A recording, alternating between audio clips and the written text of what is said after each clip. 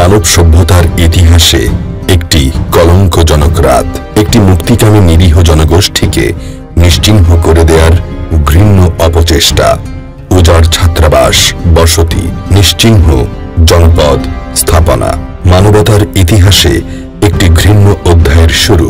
স্তম্ভিত বিশ্ববিবেক, নিহত লক্ষ লক্ষ মানুষ। একটি জিজ্ঞাসা রেখে গেছে বিশ্ব মানবতার কাছে, কি ছিল ওদের অপরাধ?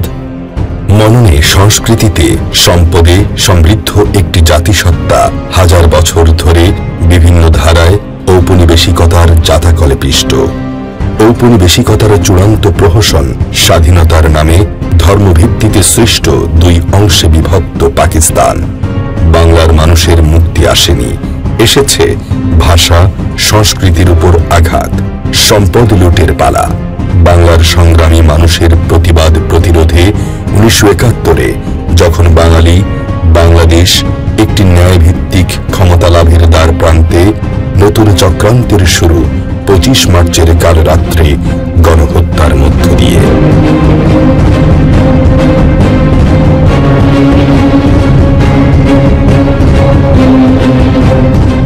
আমি বদলি হয়ে চট্টগ্রাম 8ম বেঙ্গল রেজিমেন্টে যাই। 8ম বেঙ্গল রেজিমেন্টের অবস্থান ছিল 16 শহর সিডিএ মার্কেট চট্টগ্রাম। সুতরাং সেখান থেকে আমার দেখার একটা সুযোগ হয়েছিল পাকিস্তান সেনাবাহিনী কিভাবে নতুন নতুন সেনা দল বাংলাদেশ তৎকালীন পূর্ব পাকিস্তানে নিয়ে আসছে, নতুন নতুন অস্ত্র গোলা বারুদ এটা নিয়ে আসছে। অথচ 1965 সালের যুদ্ধ আমি এখানে ছিলাম। যুদ্ধের সময় এই সমস্ত দেশ তৎকালীন পূর্ব পাকিস্তান অরক্ষিত ছিল। সেই তখনকার সময় যখন প্রয়োজন ছিল তখন কোনো অস্ত্র গোলা বারুদ আসে নাই। নতুনভাবে অস্ত্র এবং গোলা বারুদ আসাতে আমাদের মনে একটা সন্দেহ হলো তারা বল প্রয়োগ করে তৎকালীন পূর্ব পাকিস্তানকে দমন করবে। সুতরাং সেই পরিপ্রেক্ষিতে নিয়ে আমি খুব উদ্বেগের কারণ ছিল। হঠাৎ একদিন আমার ওই খুব প্রিয় মানুষ কর্নেল এমআর চৌধুরী, যার অধীনে আমি চাকরি করেছি, তিনি আমাকে ভালোভাবে জানতেন, আমি তাকে ভালোভাবে জানতাম। দুজনের মধ্যে কোনো গ্যাপ ছিল না। তিনি ছিলেন চট্টগ্রাম সেনানিবাসে প্রধান ইন্সট্রাক্টর ইস্ট বেঙ্গল রেজিমেন্টাল সেন্টারে। উনি আমাকে খবর দিলেন, আমি ওনার বাসায় গেলাম। দুজনের মধ্যে সন্ধ্যার পরে আলোচনা হলো বাংলাদেশের বর্তমান পরিপ্রেক্ষিত কি এবং কি হতে পারে। তখন আমি বললাম যে স্যার, তারা আমাদেরকে জোরপূর্বক দমন করবে। শেখ মুজিবুর রহমানকে বাংলাদেশের প্রধানমন্ত্রী হিসেবে তারা মেনে নেবে না, কারণ ক্ষমতাটা রয়েছে পাকিস্তানের জেনারেলদের হাতে। তিনি 7ই মার্চ একটা ঘোষণা দিলেন, এবারের সংগ্রাম স্বাধীনতা সংগ্রাম, এবারের সংগ্রাম মুক্তি সংগ্রাম। এটা হলো তোফায়েল আহমদ এবং অন্যান্যদের আসম আব্দুর রবের গুতাগুতিতে তিনি এই কথা না বলে তার কোনো উপায় ছিল না। তার এই বক্তব্যটা বাংলাদেশের কোথাও থেকে প্রচার হয় নাই। আমরা কিন্তু তার এই বক্তব্যটা চট্টগ্রাম থেকে প্রচার করি। এখানে আমার মূল উদ্দেশ্যটা হলো আমরা প্রস্তুত ছিলাম সম্পূর্ণভাবে। তিনি যদি স্বাধীনতা ঘোষণা করতেন, আমরা স্বাধীনতা যুদ্ধের জন্য 7ই মার্চ ঝাঁপিয়ে পড়তাম, কিন্তু তিনি সেটা করেন নাই। মুক্তিযুদ্ধ যদি তিনি চাইতেন তাহলে পাকিস্তানিদের সাথে তিনি হোটেল ইন্টারকন্টিনেন্টালে বসতেন না, আলোচনা করতেন না। এবং সর্বশেষ তিনি কি করলেন, 24 তারিখ তিনি বা 23 তারিখ আলোচনা থেকে বেরিয়ে বললেন সমগ্র বাংলাদেশে আগামীকাল হরতাল হবে। তিনি কিন্তু মুক্তিযুদ্ধের কথা বলেননি। আমরা যদি 7ই মার্চে তার ভাষণের কথায় ধরে নিই তিনি মুক্তিযুদ্ধের কথা বলেছেন, ধরে নিলাম এটা, তাহলে তিনি প্রধান সেনাপতি পলায়ন করলেন কেন? প্রধান সেনাপতি যুদ্ধ ঘোষণা করার পরে মাঠে থাকবে, তার লোকের সাথে থাকবে। অথচ তিনি ডক্টর কামালকে নিয়ে শ্বশুর বাড়ি বেড়াইতে পাকিস্তানে চলে গেলেন। চক্রান্তের মঞ্চে কুশীলব, ইয়াহিয়া, ভুট্টো এবং পাকিস্তানের সামরিক চক্র। জনগণের প্রত্যক্ষ ভোটে নির্বাচিত সংখ্যাগরিষ্ঠ জনগণের শাসন ক্ষমতা অর্জনের অধিকার ওরা বাঙালিকে দেবে না। নানা অজুহাত, তালবাহানা, ষড়যন্ত্র। 1971 সালের 25শে মার্চ সেই ভয়াল রাত আমার পৈতৃক নিবাস বাসাবোতে। তার আগেই সারা বাংলাদেশ 2 তারিখ, মার্চের 2 তারিখ, 3 তারিখ পতাকা উত্তোলন, স্বাধীনতার ইশতেহার পাঠের মধ্য দিয়ে বাঙালি জাতি একটি স্বাধীনতার স্বপ্ন দেখছিল। তৎকালীন অবসংবাদিত নেতা আওয়ামী লীগ যাকে জোর করে জাতির পিতা বানানোর অপচেষ্টা করেছে দীর্ঘদিন, সেই শেখ মুজিবুর রহমান পাকিস্তানের তৎকালীন সামরিক প্রশাসক ইয়াহিয়া খান এবং বাংলাদেশে গণহত্যার অন্যতম নায়ক জুলফিকার আলী খান ভুট্টোর সাথে বৈঠক করছিলেন। দেশবাসী ঐক্যবদ্ধ ছিল স্বাধীনতার দৃঢ় প্রত্যয়ে, কারণ মানুষকে ঐক্যবদ্ধ করেছিলেন মাওলানা ভাসানী। আলোচনার ব্যর্থতার পর্যবেসিত হচ্ছে, এটা সবার মুখে মুখে ছিল। সাংবাদিকরা 22 তারিখ, মার্চের 22 তারিখ শেখ মুজিবুর রহমানকে জিজ্ঞাসা করেছিল আলোচনা ফলপ্রসূ হচ্ছে কিনা। শেখ মুজিবুর রহমান উত্তর দিয়েছিলেন, আলোচনা ফলপ্রসূ না হলে আমি কি ঘোড়ার ঘাস কাটার জন্য আলোচনা করছি। তারপর আমরা সবাই জানি 24 তারিখ, 25 তারিখে বিশেষ করে যে সারা বাংলাদেশেই ছড়িয়ে পড়লো যে পাকিস্তান সেনাবাহিনী ক্যান্টনমেন্ট থেকে বেরোবে, ক্র্যাকডাউনের সম্ভাবনা। আমরা তখন কলেজের ছাত্র ছিলাম, তখন প্রত্যেকটা এলাকায় জনগণের নিরাপত্তার জন্য সর্বদলীয় ছাত্র সংগ্রাম কমিটির নেতৃত্বে আমরা এলাকায় পাহারা দিতাম যাতে কোনো অঘটন না ঘটে। যার যার লাইসেন্স করা বন্দুক টন্দুক এগুলিও মুরব্বীরা আমাদেরকে দিতেন, আমরা সারা রাত ডিউটি করতাম।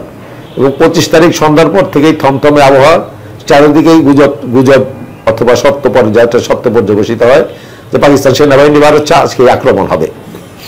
আমরা সবাই, আমাদের বাড়িটা যেহেতু কমলাপুর স্টেশনের উল্টা একটু এই পাশে, অনেক হাজার হাজার মানুষ রেল লাইন বন্ধ করার জন্য মাল গাড়িগুলি বগি ধাক্কায় প্রায় 4-5টা বগি দিয়ে রেল লাইনটা বন্ধ করে দেয়, কারণ রেল লাইন ক্রস করে বাসাবোতে ঢুকতে হয়। রাত্রে 11:30টা দিকে হবে প্রথম আমরা গোলাগুলির আওয়াজ পাই, তারপর আস্তে আস্তে প্রচন্ড গোলাগুলি এবং রাত্রে ফ্লেয়ার আমরা দেখি আকাশে, এবং সকলে আমরা অনুমান করতে পারি যে রাজারবাগে আক্রান্ত হয়েছে এবং গোলাগুলি হচ্ছে। সারা রাতি প্রায় গোলাগুলি হয়। ভোরবেলায় আমরা অনেক পুলিশকেই দেখি সিভিল ড্রেসে লুঙ্গি পরে খালি গায়ে পালিয়ে যাচ্ছে, এবং সবার চোখে মুখে একটা ভীতির চিহ্ন, সবার চোখে মুখেই। তা আমার মামা, তখন আমার আপন মামা, পরবর্তীতে আমার শ্বশুর, উনি তখন রাজারবাগের ডিএসপি ছিলেন এবং কোদের চাবিটা ওনার কাছেই ছিলেন। আমার মামি, আমার মামা তো ভাই বোনরা সব পুলিশ লাইনের ঠিক বা পাশে তখন একটাই পাকা বিল্ডিং ছিল, ওই বিল্ডিং এর একতলায় থাকতেন তারা। আমার মা সারা রাত, আমার মা আমার বাবা কান্দাকাটি করছিলেন, যেহেতু তার ভাই, আপন ভাই, ভাইয়ের ছেলে মেয়েরা ওখানে আছে, নিশ্চয়ই তারা হয়তো নাই। আমরা পরের দিনও কোনো খবর পেলাম না। 27 তারিখ 2 ঘন্টার জন্য যখন কারফিউ ব্রেক দেওয়া হলো, আমরা স্বাভাবিকভাবে আমার মামাদের খোঁজ নেওয়ার জন্য রওনা হলাম। প্রতিমধ্যে দেখা হয়ে গেল মামাতো ভাইয়ের সাথে। পরে শুনলাম ওরা সারা রাত পুলিশ লাইনের হাসপাতালে কাটিয়েছিল, এবং যে নৃশংস হত্যাকাণ্ড পরবর্তীতে আমরা সবাই দেখেছি। রাজারবাগ পুলিশ লাইন পুড়িয়ে দেওয়া হয়, সারা পুলিশ লাইন পুড়ে যায়। আমরা পরের দিনে শুনতে পারি যে কমলাপুর রেল স্টেশন, ঢাকা বিশ্ববিদ্যালয়, সদরঘাট, পিলখানা সব বিভিন্ন জায়গায় নিরস্ত্র মানুষের উপর পাকিস্তানিরা ঝাঁপিয়ে পড়ে এবং গণহত্যা শুরু করে। অধিকার আদায়ের সংগ্রামে বাঙালির চূড়ান্ত অসহযোগ আন্দোলনে গুলি, হত্যা, নিপীড়ন, আলোচনার নামে পাকিস্তানি জান্তার ব্যাপক সামরিক প্রস্তুতি, সবই ছিল 25 মার্চ কাল রাত্রিকে সামনে রেখে। এই নীল নকশা ছিল দীর্ঘদিনের। এই নীল নকশার শুরু 1947-এ পাকিস্তান সৃষ্টির শুরু থেকেই। প্রথমেই রাষ্ট্রভাষা নির্ধারণে সংখ্যাগরিষ্ঠের মাতৃভাষা বাংলাকে বাদ দেওয়ার প্রচেষ্টা। বাঙালির আন্দোলন সে প্রচেষ্টাকে সফল হতে দেয়নি। চক্রান্ত থেমে থাকেনি। পশ্চিম পাকিস্তানি শাসক চক্র এরপর একে একে নানা ধরনের অবদমন চালায় পূর্ব পাকিস্তানিদের উপর। পাকিস্তানের শাসনকালের সিংহভাগই ছিল সামরিক শাসনের আওতায়। বাঙালির আন্দোলনের ধারাবাহিকতায় এসেছে ভাষা আন্দোলন, 67, 69-এর গণ আন্দোলন এবং 1970-এ প্রত্যক্ষ ভোটাধিকারে বিজয়। বাঙালিকে অধিকার বঞ্চিত করতে খনি ইয়াহিয়া ভুট্টোর সাথে যোগ সাজসে পোড়ামাটি নীতি অবলম্বনের পথ বেছে নেয়। বাঙালির অসহযোগ কালে তথাকথিত আলোচনার নামে চলে কালক্ষেপণ এবং সামরিক প্রস্তুতি। বাঙালির একটি প্রজন্মকে নিশ্চিহ্ন করে দেওয়ার জন্য ওরা বেছে নেয় 1971-এর 25 মার্চ কাল রাত্রিকে। 25 মার্চ 12:01 সময় সেনাবাহিনী, পাকিস্তান সেনাবাহিনী নির্দেশিত চূড়ান্ত পরিকল্পনা নিয়ে বাঙালি জাতির উপর ঝাঁপিয়ে পড়ার জন্য প্রস্তুতি নিয়ে বেরোয়। এটা উপলব্ধি করেছি আমরা 25 মার্চে তারা এইভাবে নামার পরে।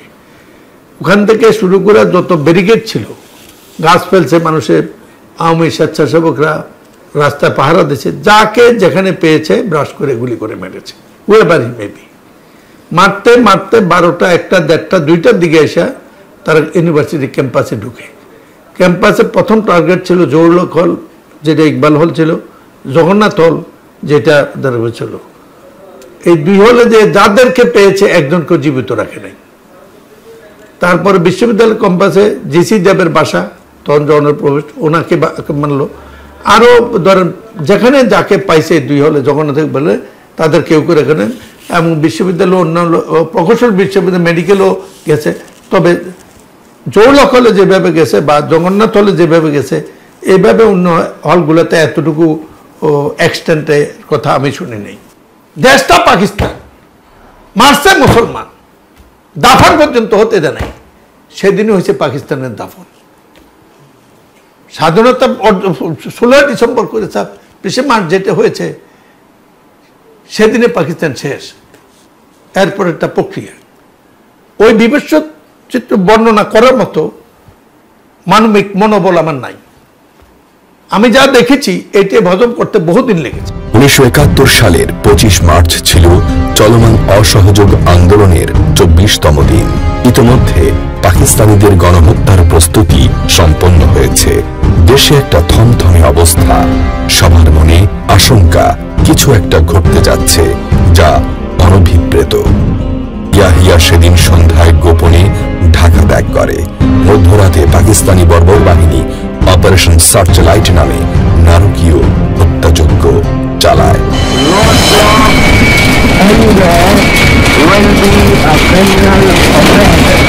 অপারেশন সার্চ লাইটের নামে পাকিস্তানি সৈন্যরা ঢাকা বিশ্ববিদ্যালয়, রাজারবাগ পুলিশ লাইন, পিলখানায় আক্রমণ চালায়। ছাত্রাবাস, চাকরি হল, ঘুমন্ত মানুষ কেউ বাদ যায়নি এই হত্যাযজ্ঞ থেকে। পাকিস্তানি জেনারেল টিক্কা খানের সদম্ভ উক্তি ছিল, আমি পূর্ব পাকিস্তানের মাটি চাই, মানুষ চাই না। এই দৃষ্টিভঙ্গি থেকে শুরু হয় দেশ জুড়ে গণহত্যা। বাঙালি হাতে অস্ত্র তুলে নেয়, শুরু হয় সশস্ত্র মুক্তিযুদ্ধ।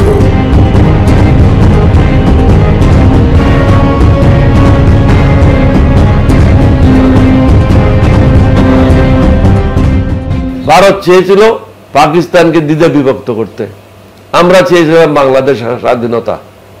তারা পাকিস্তানকে 2 ভাগে বিভক্ত করে পাকিস্তানকে ধ্বংস করতে চেয়েছিল, আমরা চেয়েছিলাম স্বাধীনতা। আমরা আমাদেরটা পেয়েছি, ইন্ডিয়া ইন্ডিয়ারটা পেয়েছে। এখানে প্রায় লক্ষাধিক পাকিস্তানের সেনা সদস্য ছিল, তাদের অস্ত্র, গাড়ি, আসবাবপত্র সবকিছু তারা চুরি করে ভারতে নিয়ে যায়। বাংলাদেশের জন্য কিছুই রেখে যায় না, খালি ব্যারেক গুলি ছাড়া। সুতরাং এখানে তাদের প্রতি এত নম করার কোনো কারণ নাই। তারা তাদের স্বার্থে যুদ্ধ করেছে, আমরা আমাদের স্বার্থে যুদ্ধ করেছি। সমগ্র জাতিকে বলবো, ঐক্যবদ্ধ হন, বাংলাদেশকে বাঁচান। আমাদের যখন সময় ছিল আমরা দেশ স্বাধীন করেছি, নিজের জীবন দিতে গিয়েছি। এই যাবৎ আপনারা আমাদেরকে সেই রিকগনিশনটা দেন নাই। এই গণহত্যার খবর ছড়িয়ে পড়ে সারা বিশ্বে। মার্কিন সাংবাদিক রবার্ট পেইন লিখেছেন, 25 মার্চ রাতে 7,000 মানুষকে হত্যা করা হয়, গ্রেফতার করা হয় 3,000 মানুষ।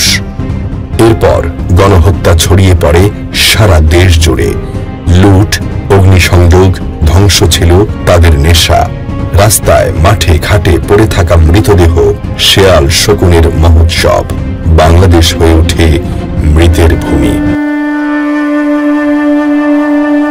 নিপীড়ন, গণহত্যা শেষ কথা নয়। বাঙালি জেগে ওঠে ধ্বংসের মধ্য থেকেও। অস্ত্র হাতে প্রতিরোধে নামে বাংলার ছাত্র, কৃষক, শ্রমিক, জনতা ও সেনাদল। 9 মাসের সশস্ত্র সংগ্রামে মুক্ত স্বদেশ বাংলাদেশ। এক সাগর রক্তের বিনিময়ে বাংলার স্বাধীনতা আনলে যারা, আমরা তোমার